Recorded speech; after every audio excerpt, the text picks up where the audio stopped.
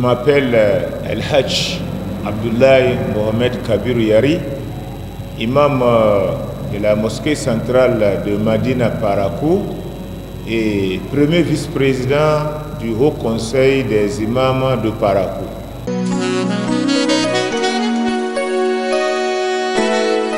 Je vous remercie beaucoup d'avoir évoqué cette question et ce que c'est que la Tabaski. Bon, vous savez, la Tabaski, normalement le mot normal, ça ne doit pas être la Tabaski. Bon, il y a d'autres qui le disent, la fête du mouton.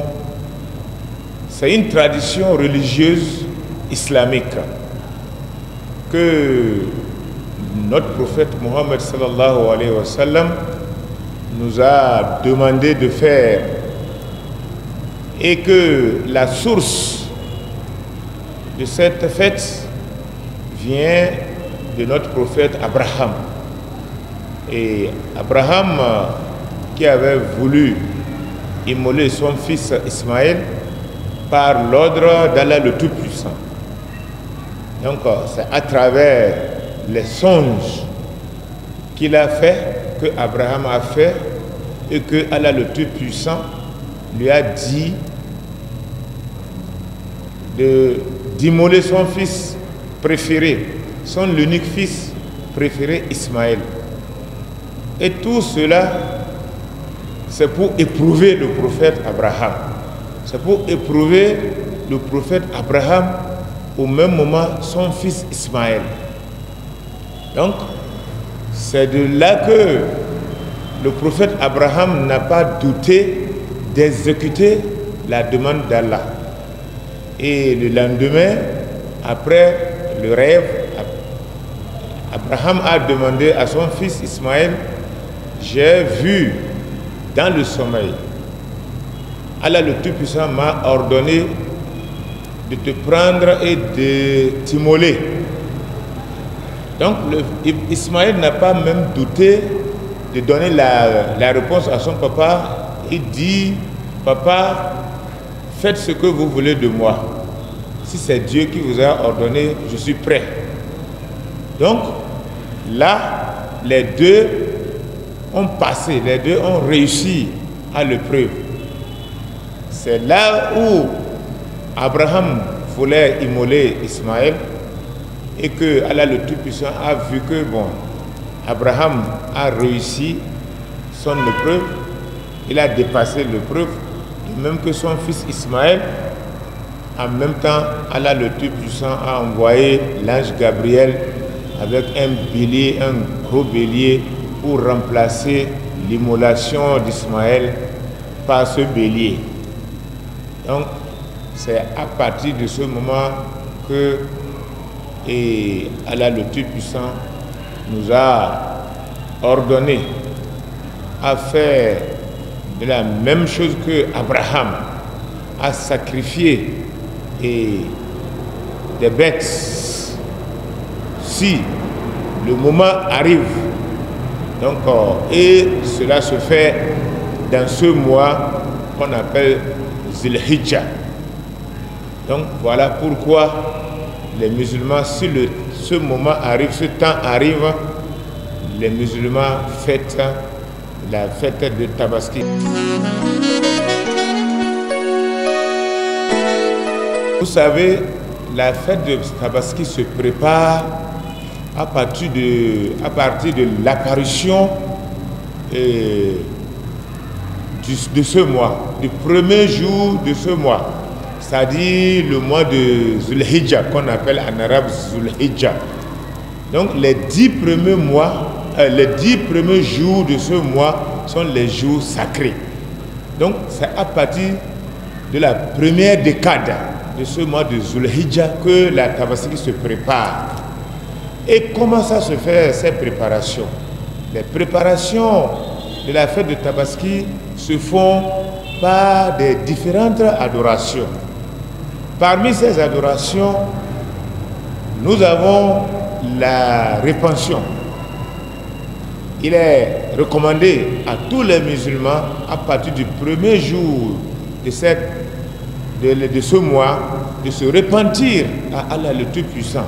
Parce que le prophète Mohammed sallallahu alayhi wa sallam a dit, il n'y a pas dans l'année un jour qui est plus important, qui est plus sacré auprès d'Allah le Tout-Puissant que ces 10 jours de ce mois de Zulhijjah. Et que toute œuvre qui se fait dans les 10 premiers jours de ce mois sont plus récompensées plus que d'autres jours qui sont différents des jours de ce mois. Donc ça veut dire que les 10 premiers jours de ce mois sont plus importants que tous les autres jours de l'année. Raison pour laquelle Dieu nous recommande de doubler d'efforts pour faire des bonnes œuvres, pour poser des bonnes œuvres. Et la première chose que nous devons faire, c'est de se repentir. Et la deuxième chose que nous devons faire dans ces 10 premiers jours, c'est de doubler les invocations, les évocations. Et dans ces 10 jours aussi, il y a aussi la montée de Arafat. C'est-à-dire le jour de Arafat, parce que c'est dans ces 10 jours que les pèlerins vont à la Mecque. Mais pas malchance, et cette année, le pèlerinage se fera au niveau des habitants de l'Arabie Saoudite. Donc, il n'y aura pas des voyages de différents pays vers l'Arabie Saoudite cette année. Donc, malgré tout, il y a le jeûne du jour de Arafat qui se fait dans les 10 jours. Et que le jour de ce jeûne, c'est le 30 prochain. Donc, il y a aussi l'aumône que nous devons faire dans ces 10 premiers jours. Et tout ça là, c'est les préparatifs de la fête de Tabaski. Donc, nous ne devons pas, la fête de Tabaski se prépare dès les premiers jours de l'apparition du mois de Zulhijjah jusqu'au jour de la fête même qui est le 31 de ce mois. Donc voilà ce que je peux dire pour les préparations. En plus, à part les rituels, les invocations, l'aumône et les jeûnes que nous devons faire dans les premiers jours, dans les 10 premiers jours, il y a aussi, nous devons nous préparer pour l'achat des bêtes. Il y a aussi l'achat des bêtes que nous devons payer et pour immoler une bête pour la fête de Tabaski, cela dépend de la capacité de tout musulman. Donc ce n'est pas un acte obligatoire. Donc ce n'est pas obligatoire pour celui qui n'a pas les moyens. Mais celui qui en a les moyens doit faire tout possible pour prendre une bête. Et parmi les bêtes que nous devons prendre, nous avons les moutons. Le mouton qui doit avoir au minimum 6 mois d'âge. Il y a le cabri. Le cabri doit avoir au minimum 1 année. Et le bœuf. Le bœuf doit avoir à partir de 2 ans. Il y a aussi le chameau. Le chameau doit avoir à partir de 5 ans. Donc voilà les bêtes que nous devons nous servir pour immoler le jour de la fête de Tabaski. Donc voilà les préparatifs que nous devons faire pour attendre le jour même de la fête de Tabaski.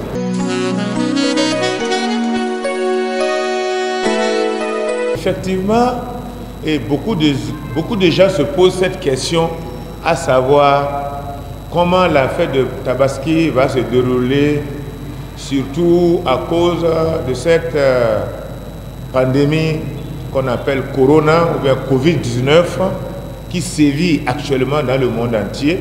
C'est des questions que nous nous posons.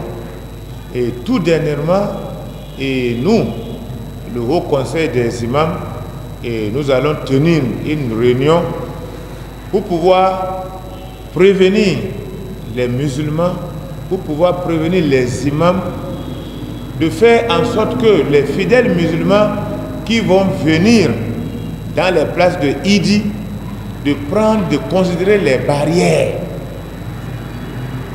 Donc les barrières pour pouvoir éviter la contamination. Donc, et chacun doit prendre ses dispositions telles que le gouvernement nous a demandé.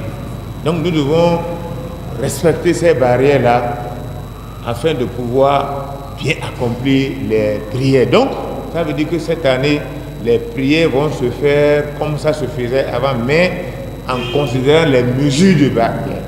Nous voulons attirer l'attention des fidèles musulmans sur cette coïncidence que nous aurons cette année comme les années passées et que nous allons procéder à deux manifestations religieuses. Il s'agit de la fête de Eid al-Adha et la fête semestrielle qui est la prière du vendredi. Donc, et pour nous les musulmans, c'est un grand jour pour nous et que nous allons faire deux fêtes. Nous allons fêter deux fêtes. La fête de Eid al-Adha et la fête du vendredi.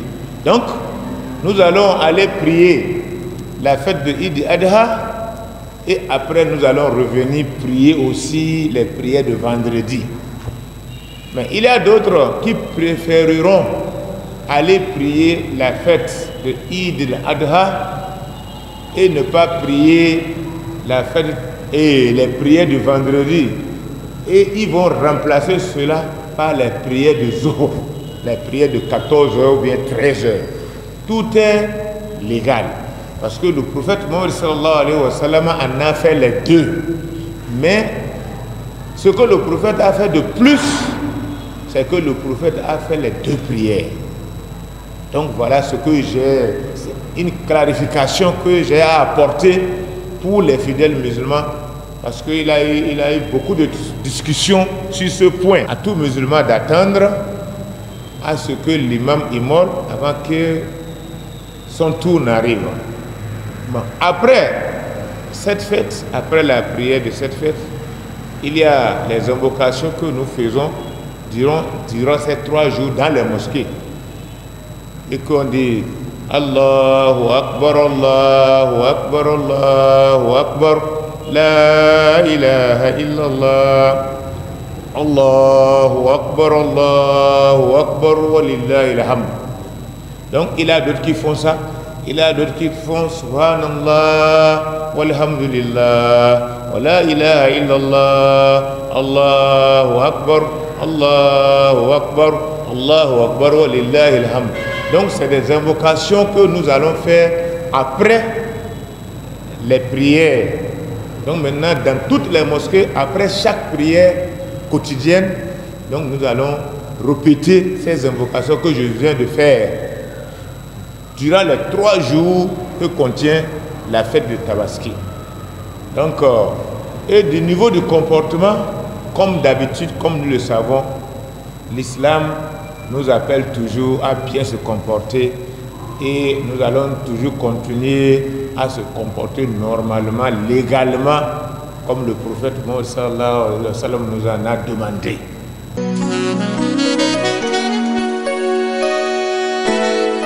Oui, le message que j'ai à lancer à tous les musulmans du monde entier et particulièrement aux musulmans du Bénin et spécialement aux musulmans de Parakou, la première chose est que nous devons respecter les mesures barrières que notre gouvernement, le gouvernement de Patrice Talon, nous a recommandées.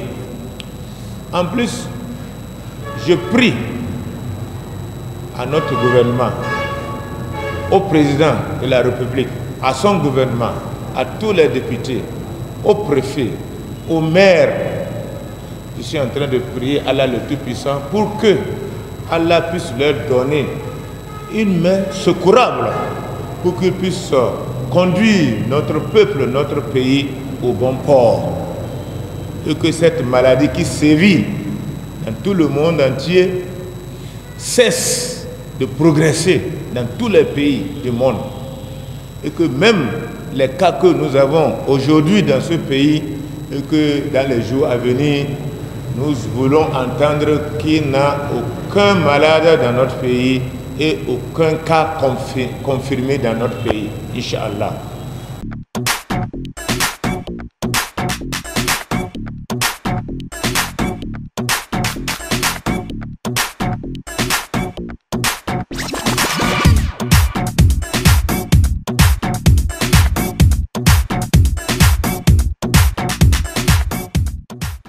Nord Bénin Web TV, la première télévision numérique du Septentrion.